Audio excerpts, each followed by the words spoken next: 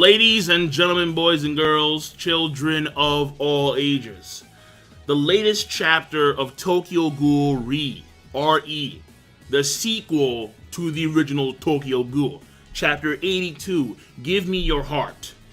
The final panels, the final pages of this chapter.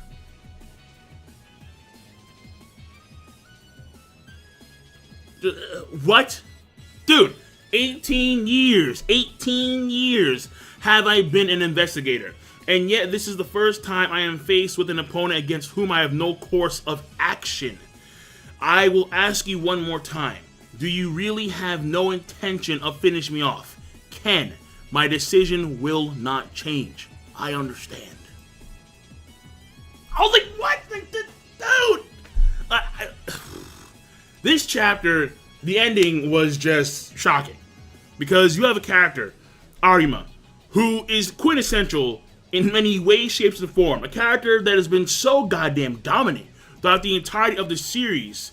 And yet here he is in chapter 82. He has now finally faced the wall, and that wall comes in the form of Ken Kaneki, where Ken Kaneki was finally able to break out of his shell. And listen, honestly, throughout the entirety of the series of the Tokyo Ghoul, the character shifts and the multiple personas of Ken Kaneki, the way it was structured throughout the entire of the series, I have problems with. And in all honesty, it's one of the main reasons why I don't review Tokyo Ghoul Re. Pacing and structure problems, as well as plot problems in the story. However, despite those issues I have with the series, I still do read it.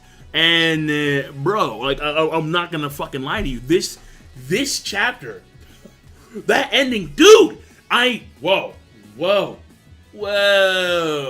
Arima, I can't believe it. Like that is shocking. When I read it initially, I was on Twitter and I was like, did this dude really just off himself? Like, am I reading this shit correctly? Like, is there like something that I'm missing here? Like, is he actually gonna like have some type of power up in this? Is he gonna turn to a ghoul now?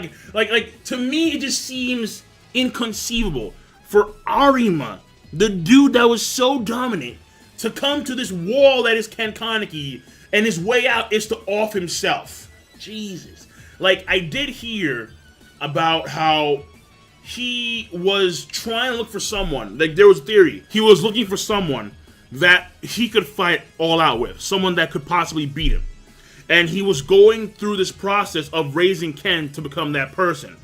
I mean, granted, the whole personality shift from Ken to, like, white-haired Ken, then you had him become Sasaki, and then back to, like, a very of Ken kind. Like, the personality shifts of Ken are just ridiculous. But the theory goes, simply put, that Arima was raising Ken Kaneki to be strong enough to beat him. Like, that was, like, his goal. And despite the personality shifts in Ken Kaneki, where when he was defeated by Arima in the original story, and then he became Sasaki later on, and even though Arima pretty much knew who he was, and still took him in anyway and trained him to be an investigator, a CCG investigator, possibly knowing that one day he would revert back to the old Ken Kaneki, and the personalities will become one, and he become much more stronger. And whether or not he was looking for someone to beat him, whether or not he was raising Ken to ultimately beat him, to kill him, or so he can go all out in a fight. We'll find out maybe in the next chapter. Understand that the CCG have lost their ultimate weapon, and he chose to do it himself. In a previous chapter, the CCG have potentially lost Suzuya. And then in this chapter, you lose potentially. I mean, odds are that he is off, because, I mean, the way it is, when you cut that artery in your neck, it's like, dude, like, you're done. Like, it's over. So, and he's not a ghoul, too. So, but maybe because he comes up with the owl, like there's some hidden thing going on there. Like, no.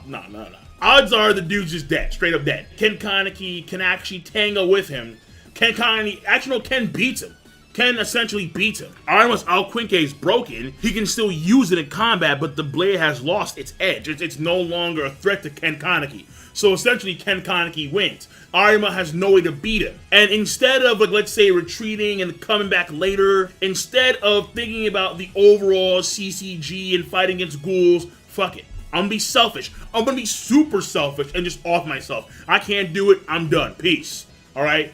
It's time to turn off the lights. Like, what the fuck, man? So, I mean, those are my thoughts. Just simply put, that was extraordinarily surprising to me. Where I was like, you know what? I gotta talk about this.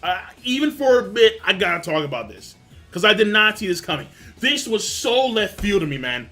Like, maybe some folks saw it coming in the sense of, okay, so once he finds this ultimate opponent that he can go all out against, he'll kill himself. Okay, fine. Maybe some folks did see that coming. Me, I did not see that coming at all. I had no idea. I was in the dark. So we'll see how it rolls in the next chapter of Tokyo Ghoul. At this point in time, the way I see it now is Ken is like the strongest ghoul or half ghoul. He's the strongest dude right now, with the exception of possibly the one-eyed king. I mean, you do have Nimura, who just beat Edo, so he's stronger than Edo, but then at the same time, I would put Arima over Edo as well.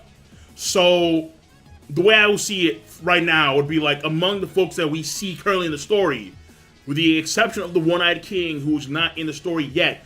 I mean, I think some folks are saying that he is Kaneki, which, I mean, but we'll have to wait and see. Either way, I'm gonna put Ken over Nimura as well, because I'm gonna put Arima over Edo as well. So like, this is a stretch here, but like maybe Arima and Nimura on the same level? Nah, probably not. But whatever. You get my point. You get my point on that. In honesty, you do. I'm done. I am done. Depending on how the next chapter rolls, I may do a video on that one as well, but we'll have to wait and see about that one. So, give me your thoughts on the matter at hand. I'm just surprised, in all honesty. This chapter, huge shocker, so I'm out. Rate the video, comment, do all that fun stuff. Have a nice one.